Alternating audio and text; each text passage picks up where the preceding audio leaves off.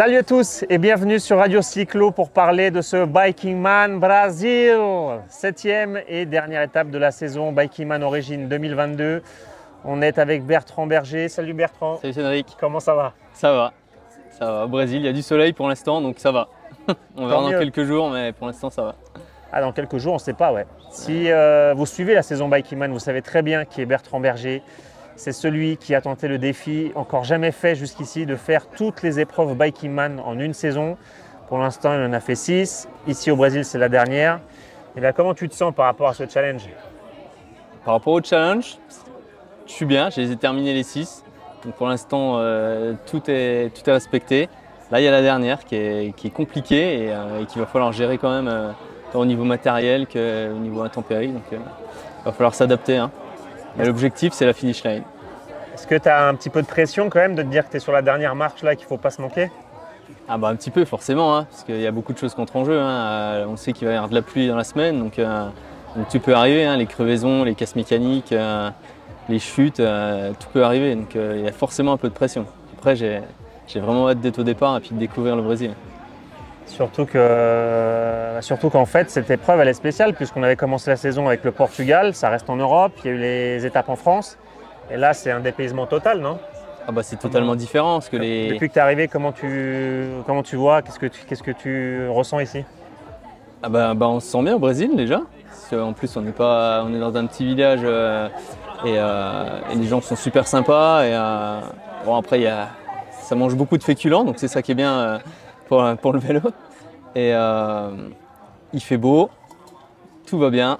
Pour l'instant, c'est top. Le Brésil, j'aime bien. Je verrai la fin de semaine prochaine si je dirai autant du Brésil, mais pour le moment, j'aime bien. Par rapport aux autres étapes de la saison aussi, là, il y a environ entre 25 et 30% de gravel, ouais. Ce qui est énorme. Ce qui n'est pas le cas sur les autres Bikingman. Comment tu appréhendes cette partie-là?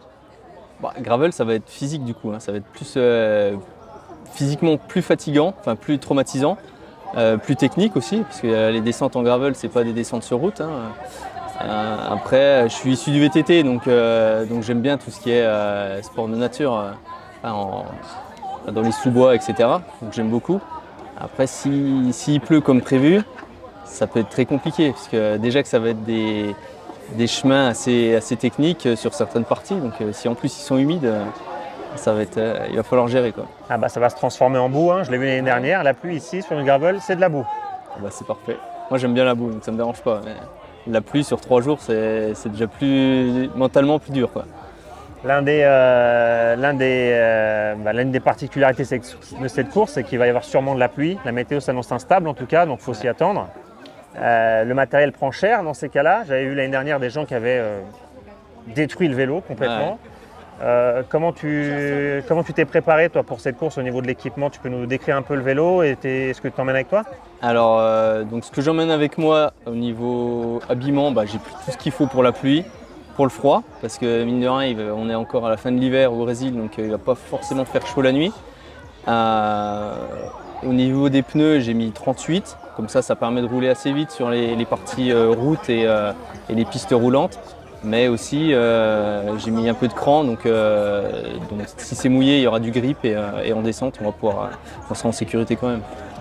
C'est un vélo gravel, hein, c'est ça? C'est un vélo gravel, ouais. Voilà, il n'y a pas le choix, hein. La taille des pneus? 38. Ok. Ouais. Et tu penses que ça sera suffisant, ouais? Oui. De toute façon, il n'y a pas le choix, c'est pas... je peux plus changer, c'est trop tard, hein. Donc on fera avec du 38, ça ira très bien. Et au niveau de l'alimentation, tu comptes gérer comment? Alors l'alimentation, j'ai pris beaucoup sur moi pour essayer parce que je sais pas trop, quand on va être il y a une partie gravel où il y a quasiment 150 km de gravel, hein, je suis pas sûr que je vais trouver un restaurant sur le bord du chemin. Donc j'ai pris quand même pas mal, j'ai pris les rations lyophilisées, donc il suffit juste de mettre de l'eau dedans et ça permet d'une la nuit d'avoir quand même un apport si on est vraiment en hypoglycémie etc. Et si c'est sur une partie où il n'y a rien, je vais pouvoir manger quand même. Et après, comme d'habitude, hein, des pâtes d'amandes, des bonbons. Et voilà, il va falloir tenir au moins 3 jours, quoi. Et tu prévois pas de te faire quand même, je sais pas, d'essayer de goûter quand même la nourriture locale un peu? Non, on goûtera en rentrant, je pense. On va pas prendre de risques, on va pas partir sur des valeurs sûres et on va goûter en rentrant. Tu veux dire après la ligne d'arrivée, quoi. Après la ligne d'arrivée, Ouais. bah oui, parce que je compte bien l'avoir la ligne d'arrivée. Donc après, J'imagine qu'il y a cette notion de se dire je connais pas la nourriture locale, je connais pas la qualité de l'eau dans les points d'eau. C'est un des aspects aussi à surtout l'eau, travailler quoi, dans la ouais, course, j'imagine. Là, je suis arrivé mardi, du coup, j'ai eu le temps de voir un petit peu comment c'était. Je suis allé faire un petit tour sur le début du parcours, etc. Il n'y a pas de fontaine, donc il va falloir trouver de l'eau ailleurs. Après, il y a des petits cafés, des choses comme ça va me permettre de pouvoir me ravitailler au moins en liquide. Et par contre, l'alimentaire, je préfère prendre ce que je sais que j'arrive à digérer plutôt que partir sur des nouveautés. Hein. Ouais, parce que ici, pour l'avoir fait l'année dernière, bah, ça c'est clair que ça n'a rien à voir à ce qu'on peut voir chez nous sur l'alimentaire, sur les points d'eau. On est dans la forêt atlantique, c'est une région à la biodiversité très riche, mais ça veut dire qu'il y a beaucoup de coins très reculés. Donc j'imagine que quand c'est un peu comme sur toutes les courses, c'est-à-dire qu'il faut essayer de réduire l'incertitude au max, quoi. Bah, au maximum, c'est ça. Ouais. Après, s'il y a vraiment besoin, bah, on trouve toujours à manger. Hein. On trouve toujours des plats qu'on connaît. Ça, il n'y a pas de souci là-dessus. Mais en tout cas, moi, j'essaie de partir sur des valeurs sûres, quoi. Pas prendre de risques. Tu t'attends à quoi dans cette course? À en baver. Ouais. Ouais. Je m'attends à être mouillé et en baver. Voilà. Donc, mais ça va être du plaisir. Hein. C'est la dernière. Et c'est totalement différent des autres. La partie gravel, c'est vraiment la nature, quoi. Donc c'est super. Ah bah ça, la nature, ouais, si tu es venu chercher ça, crois-moi, tu vas être servi. Ouais. Parfait. Et bon, maintenant, on va évoquer un peu le championnat, parce que c'est quand même l'une des grandes questions de cette dernière course de la saison Biking Man. On est dans un scénario encore jamais vu jusqu'ici.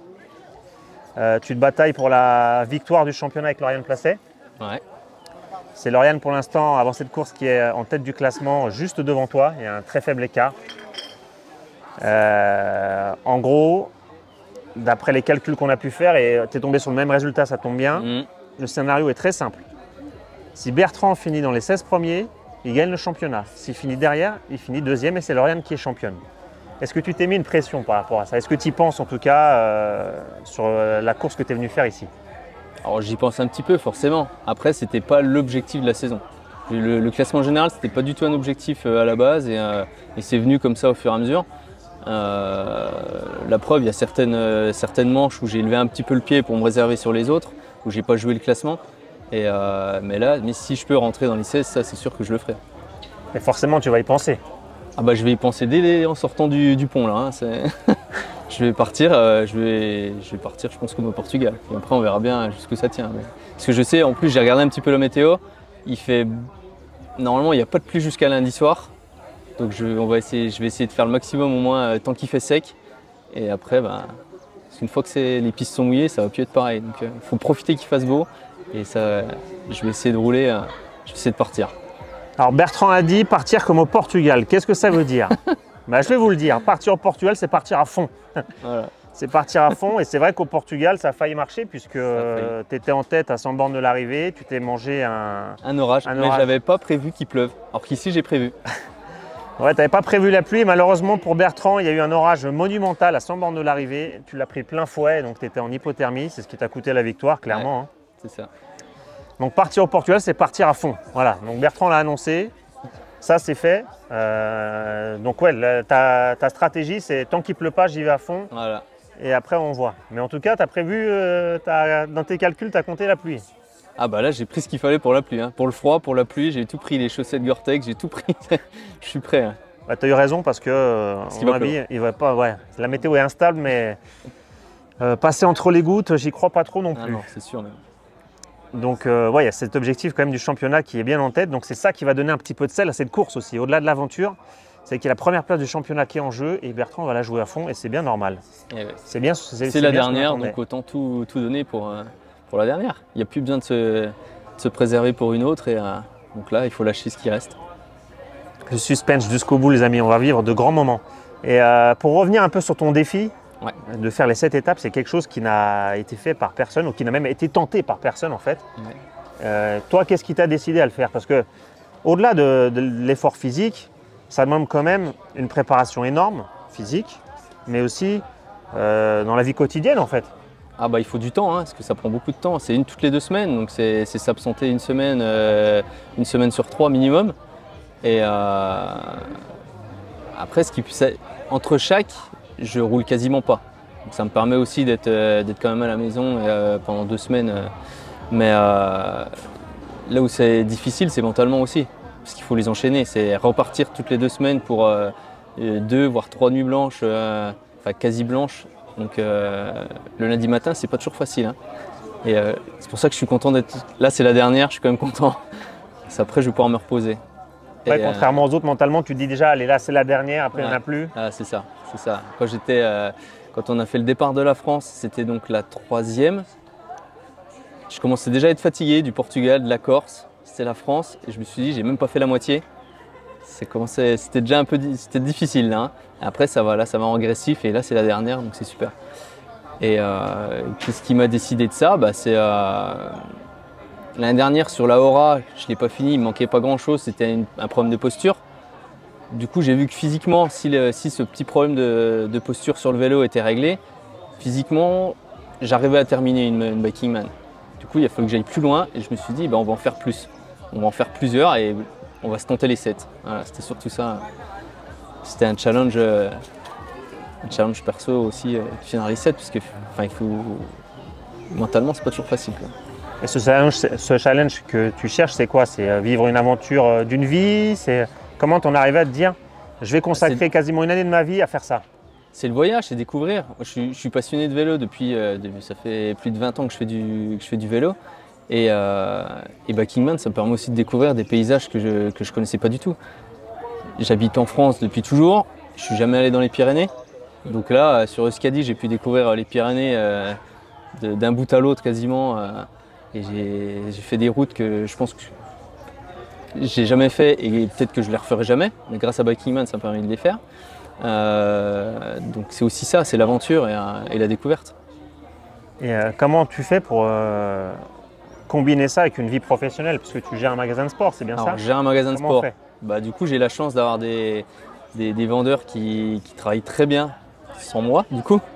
Et je peux m'appuyer sur eux. Donc déjà, merci à eux aussi de m'avoir soutenu dans l'année parce qu'il a fallu me remplacer. Et c'est surtout ça qui me permet d'avoir du temps libre.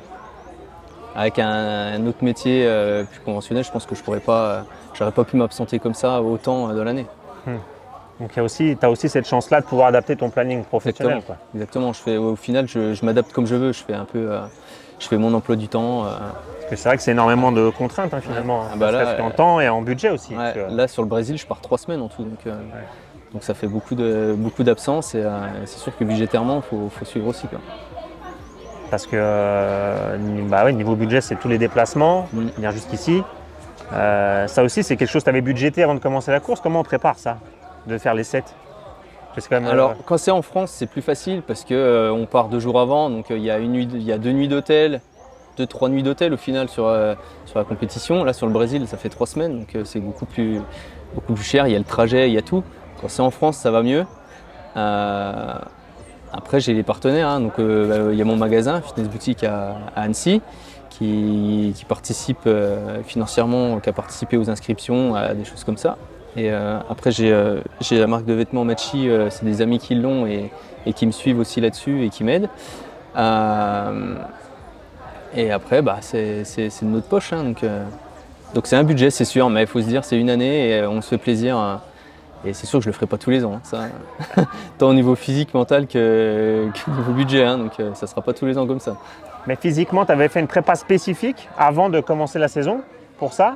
Ouais. Je veux dire, c'est quelque chose que tu as préparé longtemps avant ou c'est un peu sur un coup de tête que tu as décidé? Combien de temps, par exemple, avant le début de la saison, tu t'es dit, allez, je tente ce défi de faire les 7? J'ai décidé ça quand les inscriptions ont été ouvertes l'année dernière. Donc c'était en novembre, je crois. Et après, je me suis préparé vraiment. J'y pensais déjà un petit peu et ça m'a vraiment décidé quand j'ai vu le planning et que ça collait avec l'emploi du temps, avec tout, que ça collait. Donc je me suis inscrit au 7 dès l'ouverture des inscriptions en novembre l'année dernière. Et après, niveau préparation, j'ai fait beaucoup de muscu cet hiver, beaucoup de foncier à partir de février jusqu'au Portugal. Et donc là, j'avais la base foncière et et force. Et après, bah, c'était vraiment de la récup entre chaque. Hein, donc, oui, voilà, c'est ça. Entre les deux, tu faisais plus d'entraînement pour t'améliorer. Tu essayais d'optimiser, on va dire, tes entraînements pour récupérer ton top de forme. C'est ça. Après, je faisais 2-3 sorties sur les 2 semaines entre chaque, hein, avec une intensité ou une petite course comme ça dans le coin pour refaire monter le cœur. Parce que forcément, on devient un gros diesel avec l'enchaînement des courses, hein, c'est des bikingmen. Donc il faut quand même remettre un peu de rythme entre chaque. Et voilà, c'était surtout ça, les 2 semaines entre chaque, c'était de la récup. Et là, niveau forme, comment tu te sens? 100%?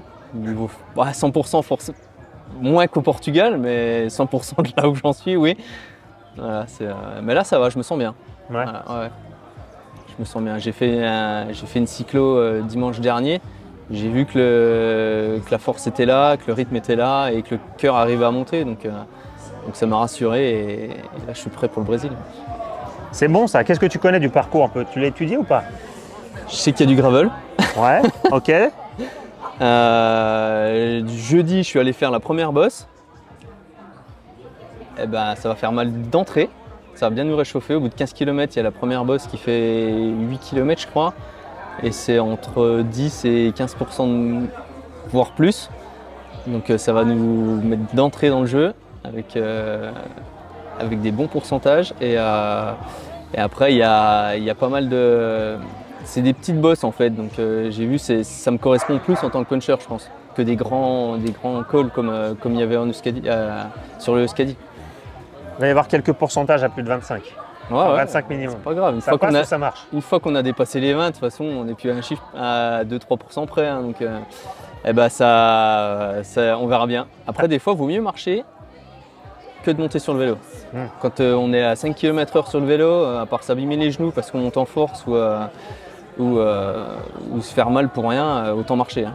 Ça économise les lombaires, les quadris et ça va aussi vite. Donc des fois, persister à rester sur le vélo, c'est pas forcément la meilleure idée. Hein. Ah ça ouais, ça fait l'unanimité hein, pour et en certains plus, participants. Hein. S'il pleut, bah là ça va être marche directe. Hein. Pourquoi? Qu'est-ce que ça change la pluie? Ah bah, il faut se battre avec le vélo parce qu'il faut placer le vélo pour pas glisser de l'arrière, il faut placer la roue avant, etc. Donc des fois c'est pour rouler à 5 km/h, autant marcher, hein, voire moins. Hein. Bon bah c'est bon ça, Voilà. T'es prêt moi, mentalement pour en souffrir? Moi, je suis prêt, vivement lundi. Hein. Lundi matin pour le départ? Lundi matin. Ou vivement l'arrivée? Ah bah les deux, mais lundi matin là je suis prêt. Bah écoute, on va te suivre hein, Bertrand, hein, donc Bertrand Berger qui tente la victoire pour le championnat et qui surtout tente l'impossible. Réaliser tous les bikingman en une saison, il ne reste plus qu'une course. Ça, c'est sûr qu'on va te suivre Bertrand. Ouais. Donc moi, je vais te voir sur la route, c'est sûr. Ouais. Et j'espère te voir à la ligne d'arrivée. Ouais, j'espère aussi. On va bien s'amuser dans cette forêt atlantique. Cette région a la biodiversité très riche et très sauvage. Ouais. Tu vas en prendre plein les yeux. En tout cas, ça sera très différent de ce qu'on a vu cette année sur les autres bikingman, ça c'est certain. Et on est venu pour ça. Bonne chance. Merci. Et rendez-vous sur la route. Bah, c'est parti. Merci de nous avoir suivis sur Radio Cyclo, les amis. Restez connectés, abonnez-vous, car il y a encore plein de choses à raconter autour de ce Bikingman Brésil.